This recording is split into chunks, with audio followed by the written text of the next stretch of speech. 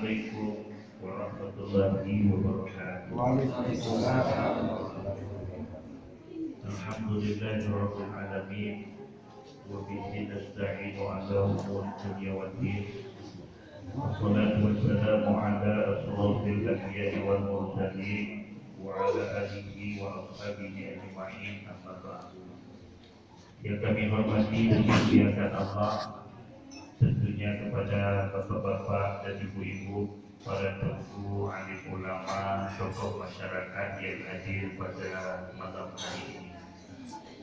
Kepada keluarga ahli musibah, mudah-mudahan tetap diberikan kesabaran oleh Allah Subhanahu wa Ta'ala dan ditingkatkan amal ibadah kita kepada Allah. Amin ya rabbal alamin.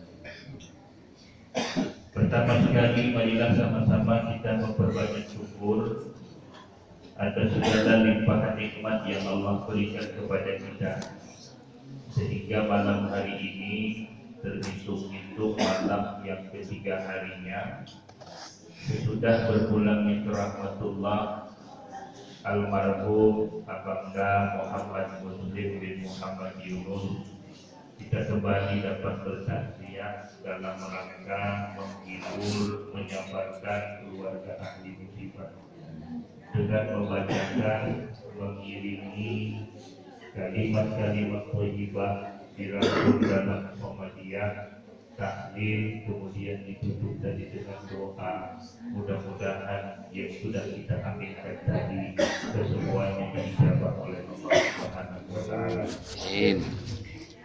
Salawat dan salam atas kehadiran junjungan kita baginda Rasulullah Muhammad sallallahu alaihi wasallam, keluarga, sahabat dan kita para umat dan pengikut Nabi Muhammad sallallahu alaihi wasallam. Ibu bapak jemaah berbahagia yang dimuliakan Allah, tertulis di dinding bahwa almarhum bapak atau Abangga Muhammad Muslim bin Muhammad Yunus ini tutup usia lebih kurang 46 tahun. 46 tahun. Teringat saya kemarin malam di akhir-akhir atas, ada juga ibu-ibu kami menyampaikan kata-kata mau'izatul hasanah, nasihat-nasihat tutup usia 45 tahun.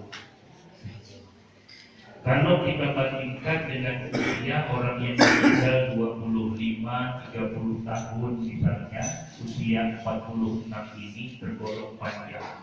Kalau kita bandingkan dengan orang yang meninggal 20-30 tahun usianya.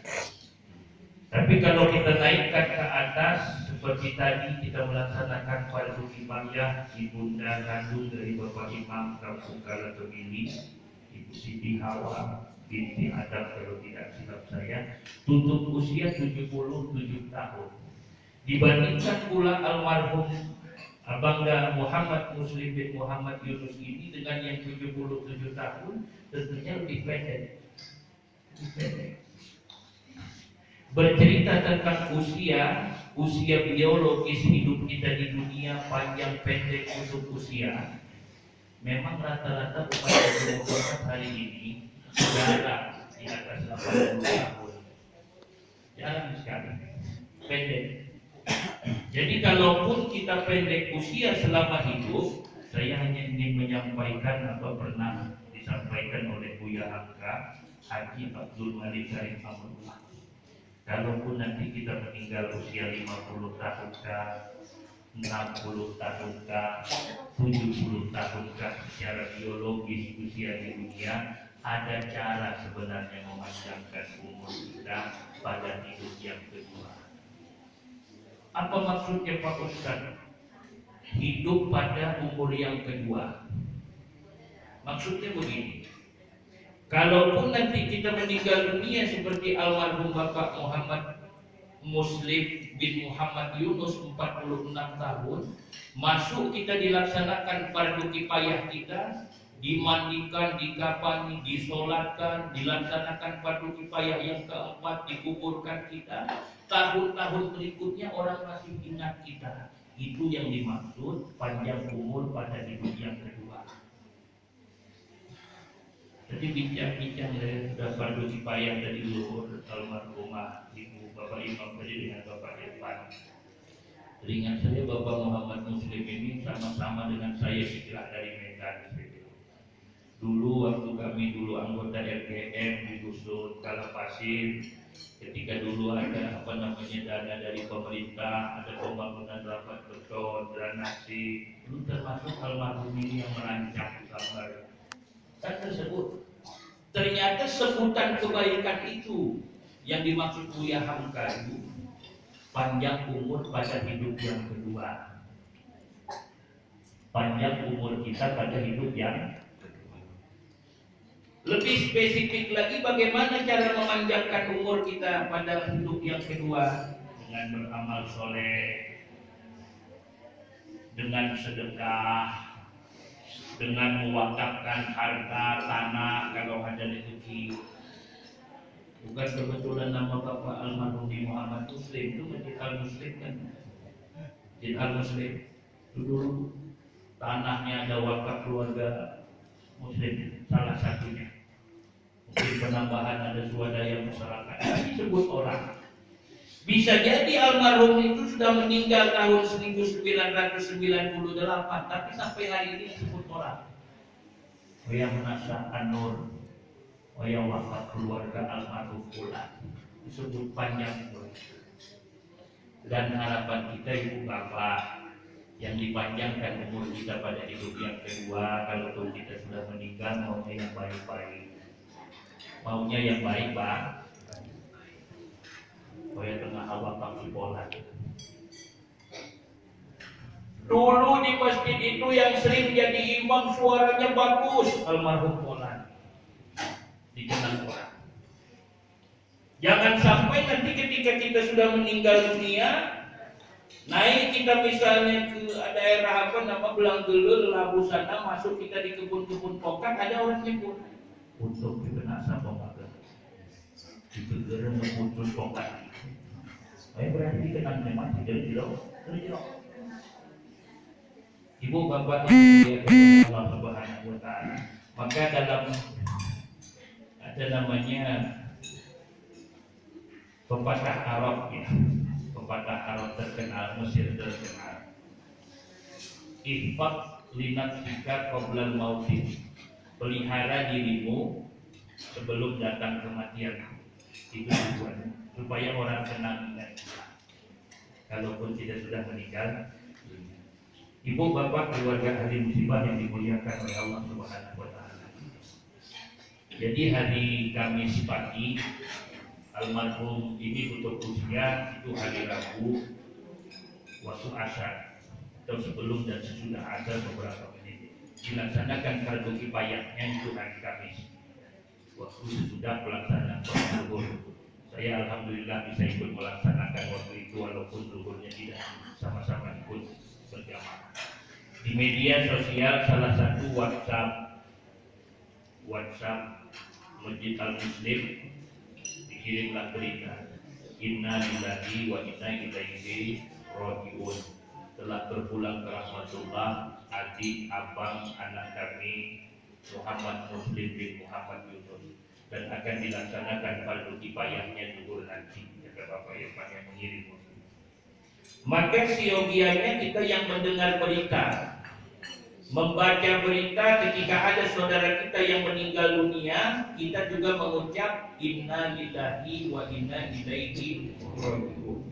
Kalau diartikan sesungguhnya datangnya dari Allah dan kembalinya juga hanya kepada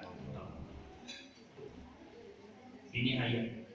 Ada hadis yang berkaitan dengan ini, innallaha ma yaqta wa innallaha ma akhadha. Sesungguhnya milik Allah lah apa yang diberikan Allah, dan milik Allah pula apa yang diambil oleh Allah, termasuk usia orang-orang yang kita cintai. Wa likulli syai'in bi'ajalin musamma, dan segala sesuatu, kata Rasul, segala sesuatu yang pernah Allah amanahkan, titipkan, berikan, itu memiliki batas waktu tertentu, tidak selama-lamanya bersama-sama dengan kita, termasuk usia almarhum. Dulu dengan ibu di rumah ini katakanlah 20 tahun yang lalu berumah tangga, berarti hanya 20 tahun diberi kesempatan bersama-sama dengan kita. Selebihnya Allah. Jadi ada saudara kita yang meninggal. Kalau di media sosial hari ini cepat kita ucapkan inna lillahi wa inna ilaihi rajiun. Kita tambah doa, semoga husnul khotimah. Atau kita tambah menghibur keluarga yang mengirimkan, kita tambah semoga amal ibadah almarhum selama hidup di dunia diterima oleh Allah dan dosa-dosa selama hidup di dunia akan diampunkan oleh Allah. Itu salah satu doa biasa kita ketik. Lantas bertakziahlah kita. Boleh jadi yang hari Kamis pagi kita datang bertakziah di rumah duka. Muncul pertanyaan, Pak Ustaz, kalau kita bertakziah itu apa sebenarnya yang kita bawa, Pak Ustaz? Ini sedikit kita kupas. Sebenarnya kalau kita bertakziah itu apa-apa saja yang dianjurkan dalam agama Islam kita yang harus kita bawa. Boleh jadi kita ulang kembali, malam Kamis yang lalu jenazah masih di sini. Kamis pagi jenazah sebelum dimandikan pukul 11 masih di sini. Datang kita bertakziah. Apa yang kita bawa? Dalam Islam dianjurkan kepada kita, pertama kita itu membawa doa. Membawa doa. Salah satunya tadi ketika kita mendengar saja ada berita inna lillahi wa inna ilaihi rajiun, kita sudah mendoakan. Mudah-mudahan husnul khotimah, mudah-mudahan ditempatkan di sisi Allah. Dan lebih-lebih lagi katakan jenazah di sini, di ruang tamu ini atau di ruang tengah sana. Kalau laki-laki biasa, yang laki-laki dia tidak sungkan membuka wajahnya.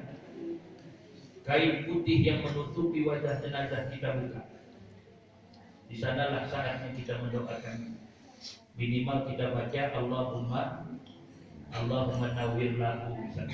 Ya Allah, terangilah dalam kuburnya kalau laki-laki. Doa. Jenazah ada malam pertama kita doakan lagi. Baik itu dengan membaca surat Yasin silahkan, melalui Somadiyah silahkan. Baca doa. Kalau yang perempuan gitu juga ibu-ibu buka wajah, penutup wajah silahkan. Allahumma nawwir, ya Allah terangi di dalam kubur. Yang tidak bisa pakai bahasa Arab, bahasa Indonesia.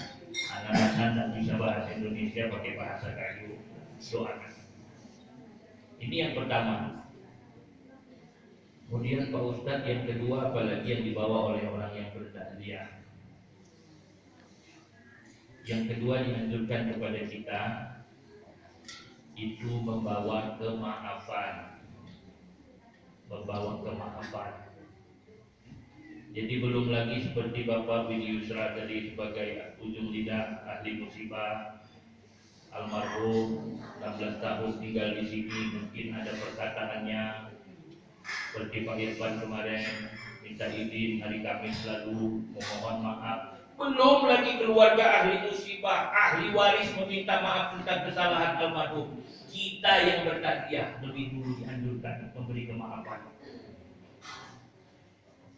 Mau takziah dari simpang mana jalan bintang menuju ke sini sudah, insyaallah.